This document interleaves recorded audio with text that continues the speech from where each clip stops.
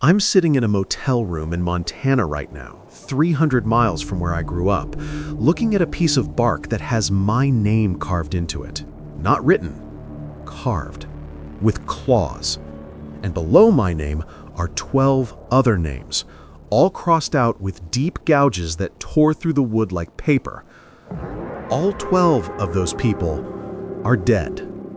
I'm number 13 on a list that shouldn't exist, created by a creature that isn't supposed to be real.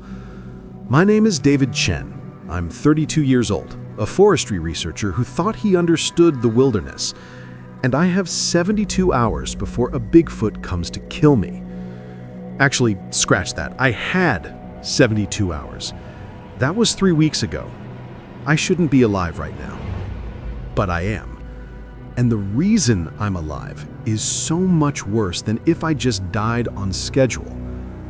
Comment below right now if you've ever felt like something was watching you in the woods, because I ignored that feeling for months, and it almost cost me everything. Let me take you back to where this nightmare started. June 15th, 2024. I'm a forestry researcher for the Montana Department of Natural Resources, based out of Kalispell.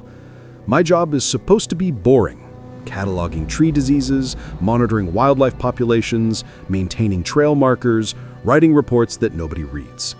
I'd been doing it for 6 years, and nothing exciting had ever happened. No bear encounters, no lost hikers, no forest fires. Just trees, data, and solitude, which is exactly how I liked it, until 3 weeks ago when I found Marcus Webb's body. Marcus was 54 years old, a hunting guide who'd spent 30 years in these mountains. He knew every trail, every danger, every animal behavior pattern.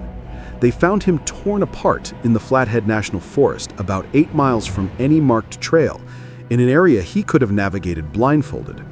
The official report said bear attack. Grizzly, probably, given the severity of the injuries. Case closed, tragic but not unprecedented.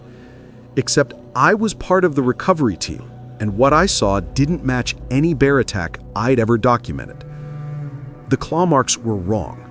Bears swipe, chaotic, defensive, driven by fear or hunger. These marks were precise, deliberate, arranged in patterns that suggested intelligence rather than animal rage. 4 parallel gouges across his chest, perfectly spaced, identical depth. Not the random violence of a bear protecting cubs or defending a kill. This was methodical, surgical almost. And his neck, God, his neck had been twisted completely around, rotated 180 degrees with such force that his spine had shattered in 3 places. The amount of strength required to do that to a grown man exceeds anything a bear possesses. I've seen what grizzlies can do. This wasn't that. I filed my report with those observations included. My supervisor, Janet Morrison, a 20-year veteran who'd seen everything the Montana wilderness could throw at humans, read it twice and then looked at me with an expression I couldn't read.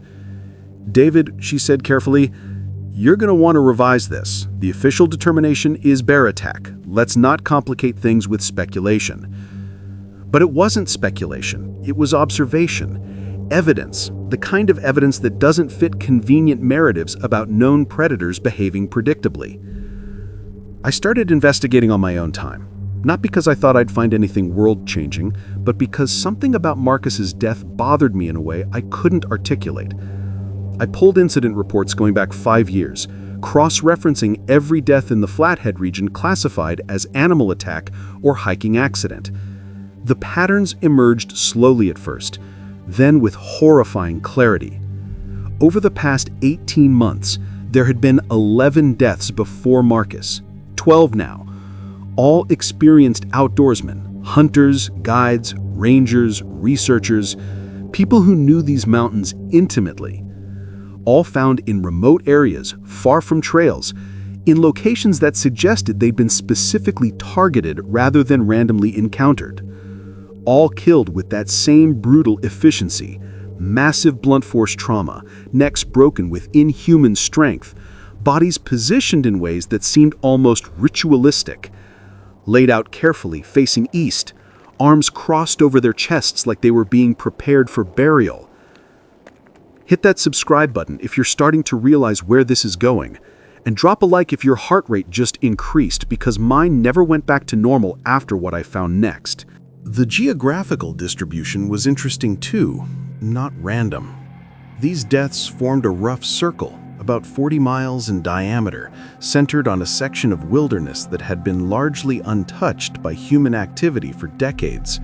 Old-growth forest, rugged terrain, areas where even experienced hikers rarely ventured because there was simply nothing there.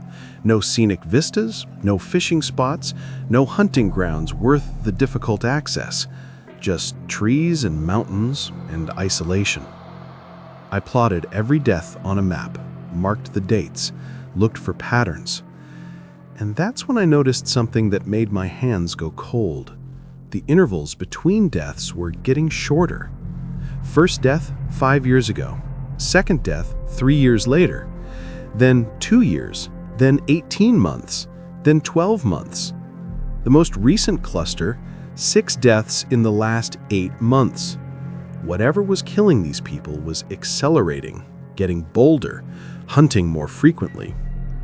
On August 3rd, I took a personal day and hiked into the center of that circle, told nobody where I was going. Stupid, I know, but I was convinced I was chasing shadows, looking for patterns in randomness, because humans are wired to see meaning even in chaos. The hike took 4 hours, following game trails and riverbeds, pushing through underbrush that showed no signs of human passage. And then I found the trail. Not a game trail, not a hiking trail, something else. Broken branches at about 8 feet high, disturbed undergrowth in a pattern that suggested something massive moving through regularly, creating a path through sheer repetition. Footprints in soft earth near a creek, 17 inches long, 5 toes, deep impressions that spoke of incredible weight. I'd seen Bigfoot footprint casts in museums, always dismissed them as hoaxes or misidentified bear tracks. These were neither. These were real, fresh, and they led directly to a rock slide that looked natural until you examined it closely and realized it had been arranged deliberately to hide something. The cave entrance was barely visible, a gap between 2 massive boulders that you'd walk past 100 times without noticing unless you were specifically looking for it. I squeezed through, using my phone's flashlight to illuminate the passage beyond. The cave opened into a chamber about 20 feet wide and 12 feet high, the walls smoothed by centuries of water flow, and covering every surface were the carvings. Dozens of pieces of bark, each one carved with names and dates.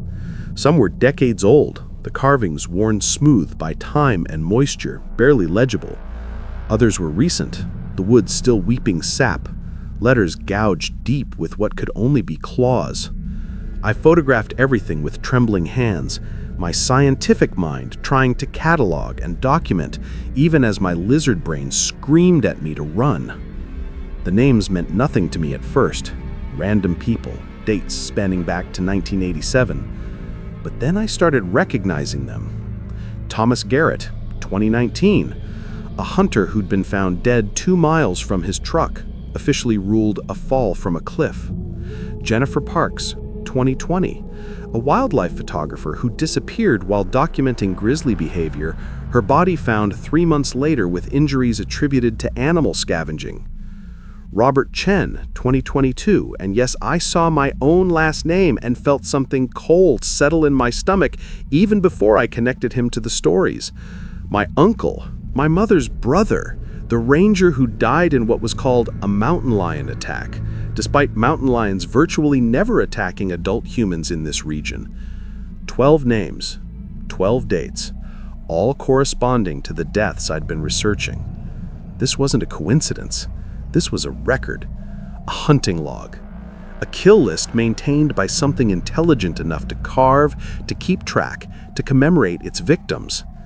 And at the bottom of the list, carved into a piece of fresh birch bark that still smelled of sap and forest, David Chen, August 6th, 2024. 3 days away.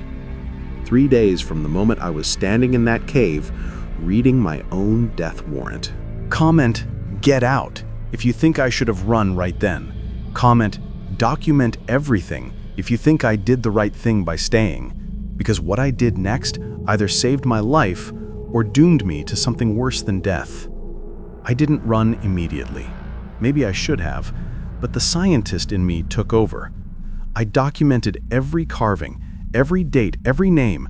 I took soil samples, bark samples, even scraped some dried blood from a rock that looked like it had been used as a tool. I measured the cave, mapped its layout, noted the ventilation shafts, and the way sound echoed strangely, like the chamber had been specifically chosen for its acoustic properties. And then I found the second chamber. It was smaller, deeper, accessible through a narrow passage that I had to crawl through on my belly. Inside were the remains. Not full skeletons, just pieces.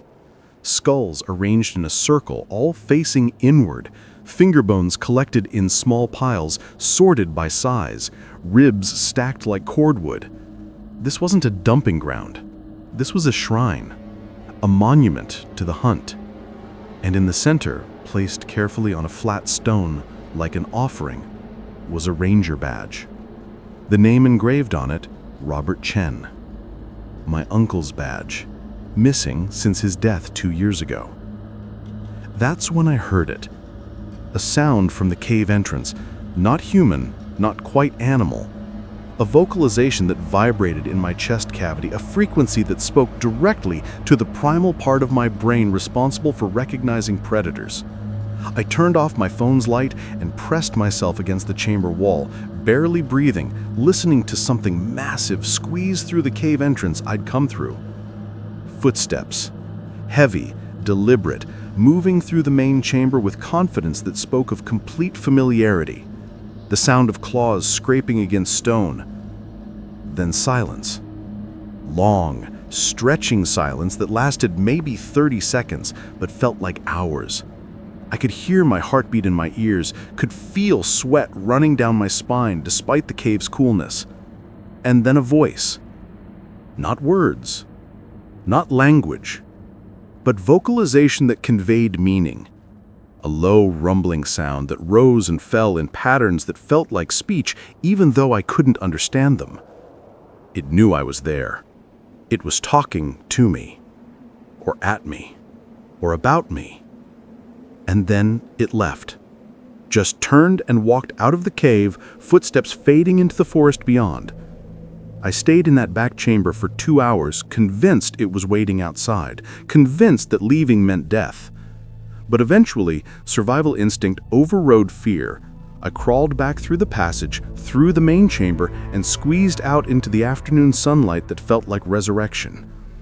The hike back to my truck took 3 hours because I kept stopping, convinced I was being followed. I probably was. Every snapped twig, every bird call, every rustle in the undergrowth felt like a herald of incoming death. But I made it back. Got in my truck, drove straight to the sheriff's office in Kalispell, where I unloaded everything to Sheriff Tom Morrison, Janet's husband, a man who'd spent 40 years dealing with wilderness accidents and knew the difference between paranoia and legitimate threat. He listened to my entire story without interrupting, looked through my photos with increasing concerned expressions, and then said something I'll never forget. "Son, you need to leave Montana. Tonight. Right now. Don't tell anyone where you're going. Don't use credit cards that can be traced. Don't call anyone from your personal phone. Just disappear for a while until we can figure out what to do with this information." "What about my job?" I asked. "What about my apartment? I can't just—" "David." His voice was firm, almost angry. "I've been sheriff in this county for 22 years. I've seen things I can't explain, found evidence I can't report because nobody would believe me. Whatever you found in that cave, it's been killing people for decades, maybe longer, and it knows you found its shrine. You're not just on the list now, you're the priority target, the one who violated sacred space. In whatever culture these creatures have, that's unforgivable. You have 3 days. Use them to get as far away as possible." Subscribe right now if you want to know what I did next. Comment where you're watching from so I know how far this warning needs to spread. Because what happened over the next 72 hours proves that sometimes running is the wrong choice. But I didn't run. I couldn't. Because that night, as I packed a bag in my apartment, I started finding evidence that something had been watching me for weeks, maybe months. Claw marks on my bedroom window, 3 stories up. Gouges in the wood frame that were fresh enough to still show bare wood. Footprints in the flower bed outside my building, those same massive prints, 17 inches long, arranged in a pattern that suggested the creature had stood there multiple times, looking up at my window, studying me. A tuft of reddish-brown hair caught on my car's antenna. When I examined it under my microscope at work, yes, I went to work the next day because denial is a powerful drug, the hair showed cellular structure unlike any known mammal. The medulla pattern was wrong. The cuticle scale arrangement was wrong. Even the pigment distribution was wrong. This wasn't bear, wasn't elk, wasn't any of the species that should exist in Montana forests. This was something else, something scientifically unclassified. Something that had been close enough to my card to leave trace evidence. I called Dr. Sarah Winters, a cryptozoologist from the University of Washington who I'd met at a forestry conference 2 years prior. Most of my colleagues dismissed her as a crackpot, a serious academic who'd torpedoed her career by pursuing Bigfoot research. But she'd published papers in fringe journals, documented behavior patterns, made arguments that were scientifically sound even if the subject matter was ridiculed. "David," she said when I finished explaining everything, her voice tense with an urgency that scared me more than the sheriff's warning. "They keep records. We found similar carvings in Washington, Oregon, Northern California, always hidden in caves or old-growth hollows, always targeting humans who've wronged them somehow, hunters who killed their young, loggers who destroyed their territory, researchers who discovered their family groups.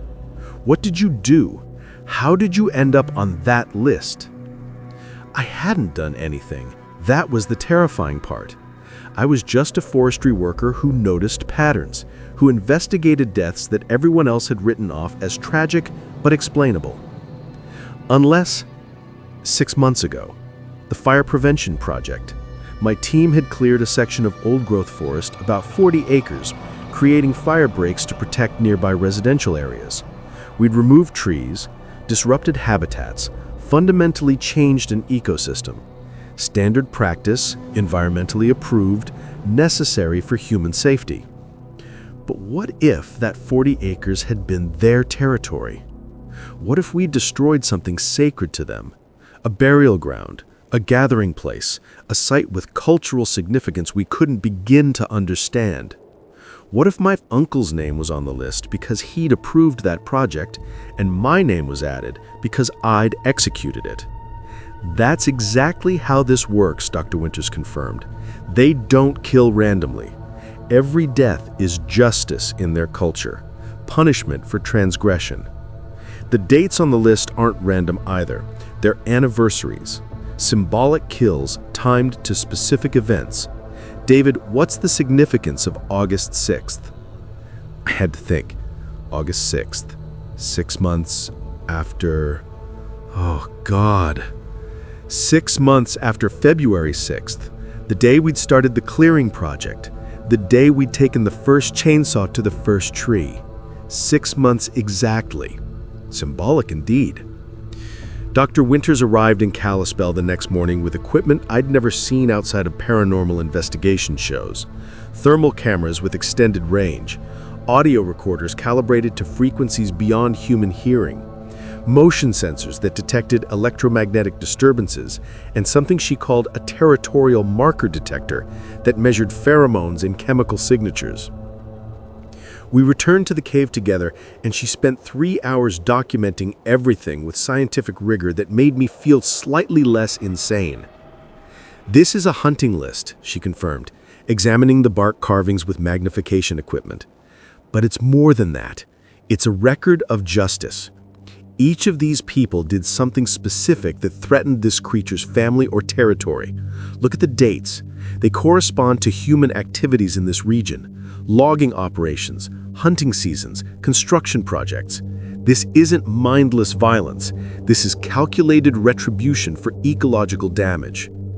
She pointed at my name. You found their kill shrine. You violated their most sacred space.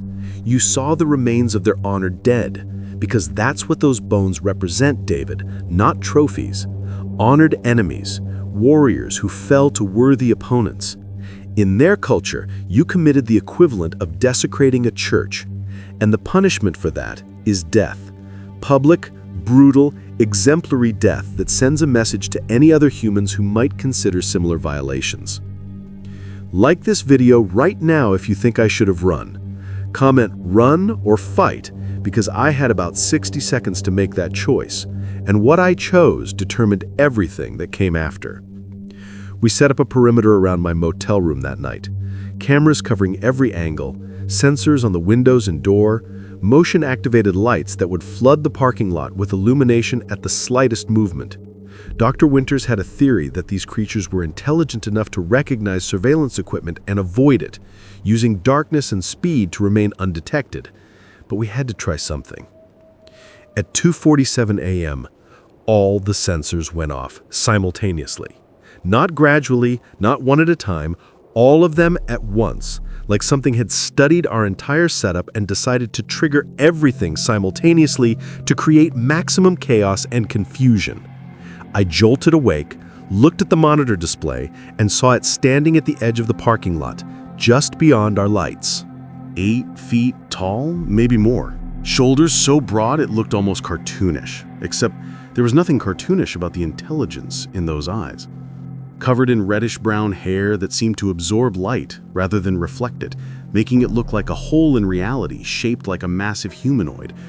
Its eyes caught the camera flash, not the reflective eye shine of normal animals, but something else. A glow that came from within. And it tilted its head, studying the motel room window, studying us through the glass. Then it smiled. Not a human smile. Something that showed too many teeth, conveyed understanding of exactly what it was about to do and how little our preparations mattered. It raised one arm, extended a finger that ended in a claw at least 4 inches long, and pointed directly at me. The gesture was unmistakable. A declaration. A promise. Then it charged. Not wild, not frenzied, calculated, purposeful, covering the distance from the parking lot edge to my ground floor room in approximately 4 seconds. I heard wood splintering, metal tearing, the entire doorframe collapsing inward under force that exceeded anything I'd thought possible. Dr. Winters grabbed my arm and we ran for the back exit we'd scouted earlier. Could hear the creatures smashing through furniture, systematically destroying everything in the room, looking for us. We made it to her truck, engine already running, doors unlocked, an escape plan she'd prepared before we'd even set up the cameras. She drove like she'd been preparing for this exact scenario her entire career, taking back roads and fire access routes, putting distance between us and the motel. They can run 35 miles per hour, she said, checking the rearview mirror obsessively. They can maintain that speed for hours without tiring. We need to get somewhere public, somewhere with witnesses, somewhere it won't risk exposure. We drove to a 24-hour diner on Interstate 90, sat in a booth surrounded by truckers and night shift workers, and tried to process what had just happened. My phone buzzed. Unknown number. Against every instinct, against Dr. Winters' urgent head shaking, I answered. Breathing. Heavy, deliberate breathing that didn't sound like it came from a human respiratory system. Then a sound. Gutturization, like multiple voices speaking at once, overlapping frequencies that shouldn't be possible from a single throat. It lasted maybe 10 seconds, rising and falling in patterns that felt like language, even though I couldn't understand a single element. Dr. Winters grabbed the phone from my hand, listened with an expression that shifted from curiosity to horror, then hung up and set the phone down like it had burned her hand. "It's speaking," she said. "That's their language. Primitive compared to human speech, but structured, grammatical. It's telling you running won't help, that your name is carved and the debt will be paid, that you can hide among your people, but eventually you'll be alone. Eventually you'll be vulnerable. And when that happens, justice will be served. She looked at me with something like pity. David, it's not going to stop. Ever. You're marked. The only question is whether you die alone in some random place where your death gets attributed to an accident, or whether you make this mean something. Whether you force the world to see what's actually happening in these mountains. So here's what we did. We went nuclear. Posted everything online. Photos of the cave, the carvings, the bone shrine, the thermal footage of the creature charging the motel, Dr. Winter's 20 years of suppressed research, comparative DNA analysis showing the hair sample didn't match any known species. We uploaded it to every platform simultaneously, sent copies to news outlets, cryptozoology forums, even mainstream science journals. Within 6 hours, it went viral. Within 12 hours, federal agents showed up at the diner demanding we delete everything and stop spreading dangerous misinformation. Within 24 hours, we'd sparked the biggest cryptozoology debate in history. And suddenly my death had thousands of witnesses watching, documenting, making it impossible for this to be quietly written off as another tragic hiking accident. Comment, protect him, if you think going public was the right move. Comment, government cover-up, if you think we just painted an even bigger target. Because what happened on August 6th proved that sometimes the monster respects you more when you refuse to hide.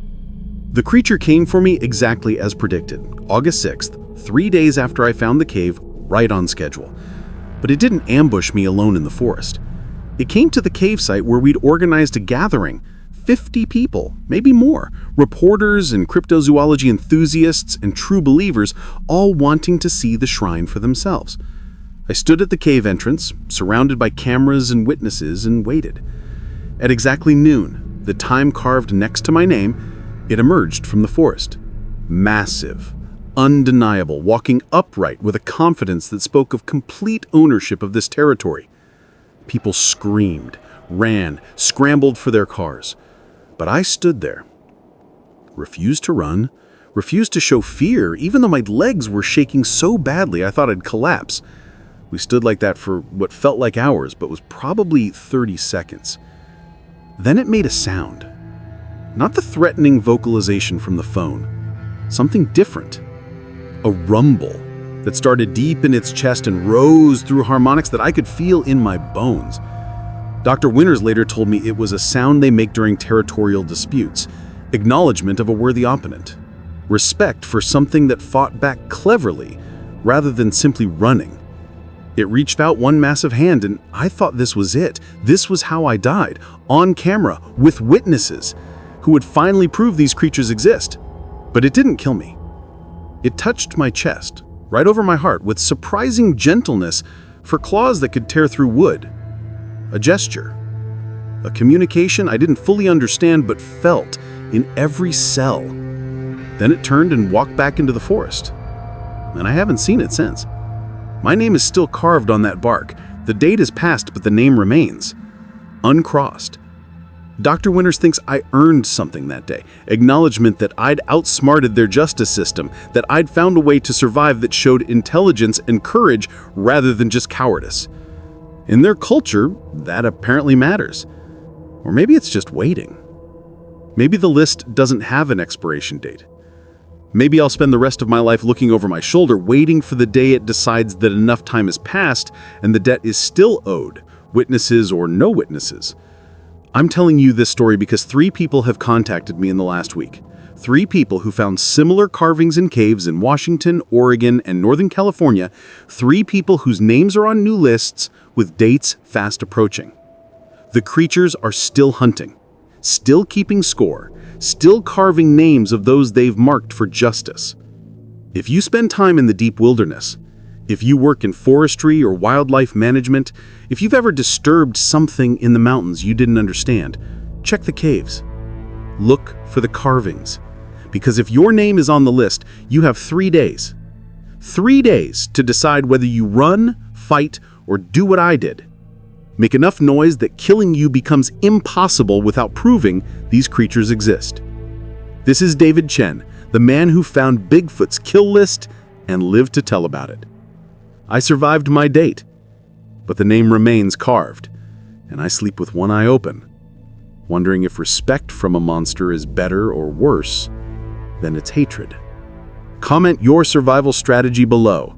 Share this video with anyone who goes into the deep woods.